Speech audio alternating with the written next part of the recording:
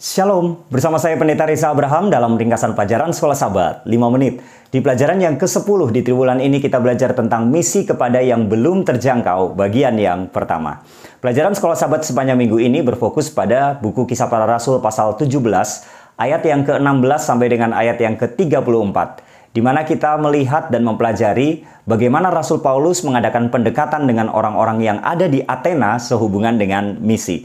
Mari kita lihat pelajaran di belakang ini. Untuk yang pertama, Rasul Paulus memuji semangat ibadah mereka, yaitu orang-orang yang ada di Athena.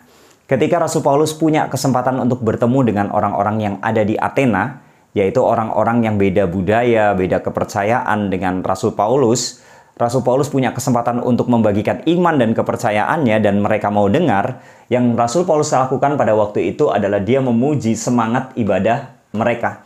Memuji ketulusan mereka dalam beribadah. Kenapa? Karena memang Rasul Paulus melihat sendiri mereka sangat semangat ketika beribadah meskipun mereka beribadah kepada dewa-dewa, bukan Tuhan. Tapi Rasul Paulus memuji semangat mereka dalam beribadah. Kemudian yang kedua, Rasul Paulus menyatakan kepada mereka bahwa dia mengenal dan mempelajari kepercayaan mereka. Dan memang ketika Rasul Paulus ada di Athena saat itu, yang Rasul Paulus lakukan adalah dia coba untuk belajar budaya dari orang-orang Athena, belajar kepercayaannya, melihat-lihat tempat ibadah, bagaimana mereka beribadah, dan ini sangat penting sekali. Kenapa? Karena kalau dia mengenal akan hal itu, dia bisa masuk kepada orang-orang yang ada di Athena dengan apa yang dia tahu.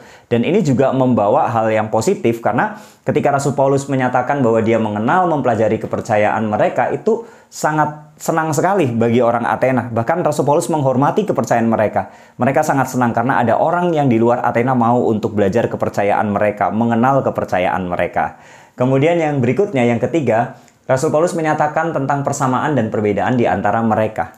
Ya, waktu Rasul Paulus menyatakan ketika dia berjalan-jalan melihat di salah satu mezbah, ada tulisan Allah yang tidak dikenal.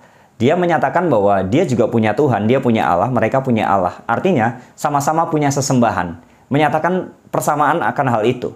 Nah, kemudian Rasul Paulus juga menyatakan perbedaannya. Dia ingin menyatakan Allah yang dia kenal, Allah yang dia tahu. Nah, ini yang dia lakukan. Itulah sebabnya maka di bagian yang keempat, Rasul Paulus menyatakan tentang Allah yang tidak dikenal bagi mereka, tapi itu adalah Allah yang bisa dikenal. Nah, maka di nomor 4 ini saya rincikan, yaitu mulai dari Kisah Para Rasul 17 ayat 24 sampai dengan ayat 29, di mana kalau kita baca dari ayat 24 sampai 29 itu Rasul Paulus mencoba untuk merincikan tentang siapa itu Tuhan kepada orang-orang Athena. Yang pertama, Rasul Paulus menyatakan bahwa Allah itu pencipta. Dialah yang menciptakan langit, bumi, dan segala isinya, sehingga orang-orang Athena mau dengar akan hal itu. Kemudian, Allah itu tidak diam di kuil-kuil buatan manusia. Allah tidak dilayani oleh tangan manusia, sebagaimana di kuil-kuil orang-orang Athena, Allah itu dilayani, diberikan sesuatu, diperbaiki, dan lain sebagainya. Kemudian, Allah itu memberikan hidup kepada semua orang. Allah menjadikan semua bangsa, menetapkan batas-batas wilayah. Allah itu menentukan musim-musim. Allah tidak jauh dari kita. Dia bisa ditemukan, dia dekat dengan kita. Bahkan Rasul Paulus juga menyatakan bahwa dia mengenal kutipan dari pujangga-pujangga orang-orang Athena sehubungan dengan kita manusia dari keturunan Allah, atau artinya anak Allah. Jadi dia mau menyatakan ada persamaan seperti itu. Kemudian yang berikutnya, Tuhan itu tidak seperti benda emas, perak, dan benda-benda berharga lainnya. Artinya dari ayat 24 sampai dengan ayat yang ke-29 ini, Rasul Paulus ingin memperkenalkan siapa itu Tuhan. Bagi orang-orang Athena, Tuhan itu tidak dikenal, tapi sebenarnya Tuhan itu adalah Tuhan yang bisa dikenal. Tuhan itu adalah pencipta, Tuhan itu Tuhan yang penuh kasih, peduli, mengerti keperluan dan kebutuhan kita manusia, dan itulah yang diperkenalkan oleh Rasul Paulus. Dan bagi orang-orang Athena yang memang terbuka dengan ajaran-ajaran yang baru karena mereka suka belajar di sana, mereka adalah orang-orang yang pemikir, filsafat hadir di Athena di sana, maka hal ini sangat mudah sekali ketika Rasul Paulus menyampaikan ajaran yang baru dan bagi mereka menarik untuk dipelajari. Kemudian yang kelima, setelah itu Rasul Paulus mengajak mereka untuk mengenal Tuhan itu, Allah itu yang sudah dirincikan di sana. Maka Rasul Paulus di sana mengajak mereka untuk kenal, ayo bertobat, ayo kenal Tuhan.